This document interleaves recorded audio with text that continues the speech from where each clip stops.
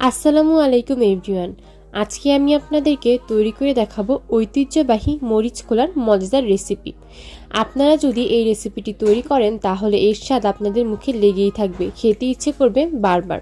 তাহলে চলুন আর দেরি না করে এই মজাদার ঐতিহ্যবাহী মরিচ খোলার রেসিপিটি তৈরি করে ফেলি। মরিচ খোলার রেসিপিটি তৈরি করার জন্য প্রথমে একটি কড়াইয়ের ভিতরে দিয়ে দেব পরিমাণ মতো তেল। তেলটা দেওয়ার পর এর ভিতরে দিয়ে দেব রসুন কুচি। 2 মিনিট রসুন কুচিটাকে নেড়ে নেব।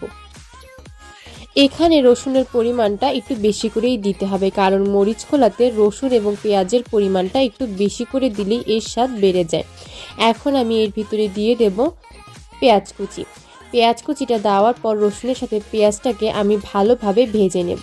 এখানে পেঁয়াজ এবং রসুনটাকে বাদামি রঙের করে নিতে হবে।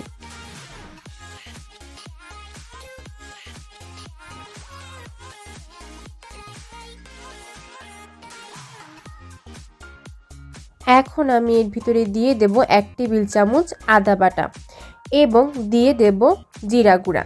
আপনারা এখানে জিরা গুঁড়ার পরিবর্তে জিরা বাটাটাও ব্যবহার করতে পারেন।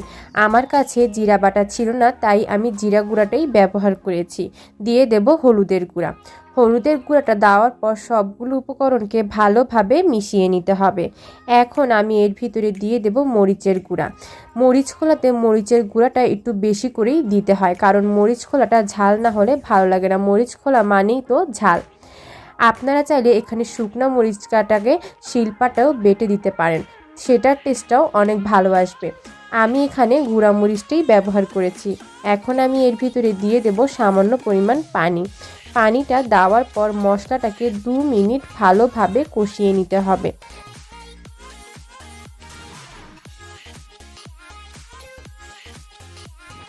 এখন আমি এর ভিতরে দিয়ে দেব লবণের মাছ। আপনারা দেখতেই পাচ্ছেন আমি লবণের মাছটাকে ছোট ছোট করে টুকরো করে নিয়েছি। লবণের মাছটাকে আমি প্রথমে ঠান্ডা পানি দিয়ে ধুয়ে তারপরে হালকা কুসুম গরম পানির ভিতরে ভালোভাবে ধুয়ে নিয়েছি। আর এখানে আমি কোনো লবণ ব্যবহার করিনি, কারণ লবণের মাছ তো এমনিতেই লবণাক্ত থাকে, তাই সেখানে আর লবণ ব্যবহার করার প্রয়োজন হয় না। এখন আমি একটি ঢাকনার সাহায্যে মাছটাকে ঢেকে দেব। ঢেকে 5 মিনিট মাছটাকে ভালোভাবে কষিয়ে নেব। 5 মিনিট পর ঢাকনাটা উঠিয়ে আমি মাছটাকে নেড়ে দেব। আপনারা দেখতেই পাচ্ছেন কালারটা কি সুন্দর এসেছে। এখন আমি এর ভিতরে দিয়ে দেব সামান্য পরিমাণ পানি। পানিটা দেওয়ার পর মাছটাকে আমি ভালোভাবে নেড়ে দেব।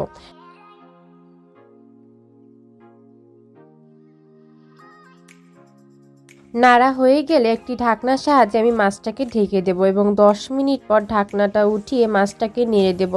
এখানে কিন্তু আমি মাছটাকে ভেঙে একদম মিহি করে নেব, যাতে মাছটা খাবার সময় ভর্তার মতো লাগে, কারণ মাছটা এখানে পুরো মিহিভাবে ভেঙে দিতে হবে। মরিচ খোলাতে মাছটা সবসময় ভেঙে দিতেই হয়। এখন আমি ঢাকনা দিয়ে আর মাছটাকে ঢাকবো না। এখন আমি পানিটা টানা পর্যন্ত অপেক্ষা করব এবং মাছগুলোকে ভাঙতে থাকবো।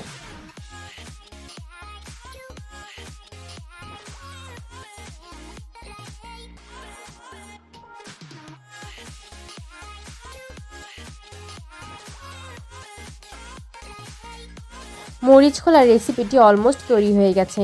আপনারা দেখতেই পাচ্ছেন আমি মাছটাকে পুরো ভেঙে মিহি করে নিয়েছি ভর্তার মতো, এবং কালারটা অনেক সুন্দর এসেছে, অনেক ঝালও হয়েছে।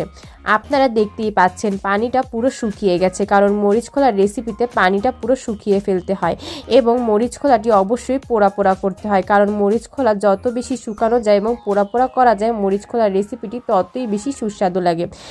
এখন আমি এর ভিতরে দিয়ে দেব ধনিয়া কুচি। ধনিয়া কুচিটা দেওয়ার পর মরিচ খোলার সাথে ধনিয়াটাকে ভালোভাবে মিশিয়ে নিতে হবে এবং ভালোভাবে নাড়াচাড়া করে নিতে হবে।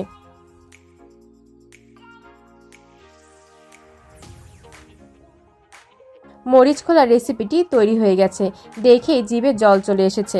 এখন আমি মরিচ খোলাটিকে পরিবেশন করে ফেলবো।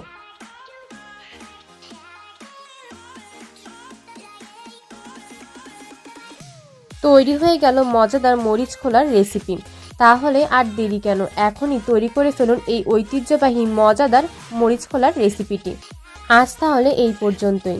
আবার কোনো একদিন আপনাদের সামনে হাজির হয়ে যাব নতুন কোনো এক মজাদার রেসিপি নিয়ে। সেই পর্যন্ত সবাই সুস্থ থাকুন এবং ভালো থাকবেন। এবং আমার সব নতুন নতুন ভিডিও পাওয়ার জন্য অবশ্যই চ্যানেলটিকে সাবস্ক্রাইব করে দিবেন, পাশে থাকা বেল আইকনটি ক্লিক করে দিবেন এবং ভিডিওটি যদি ভালো লেগে থাকে তাহলে অবশ্যই একটি লাইক দিবেন। আল্লাহ হাফেজ।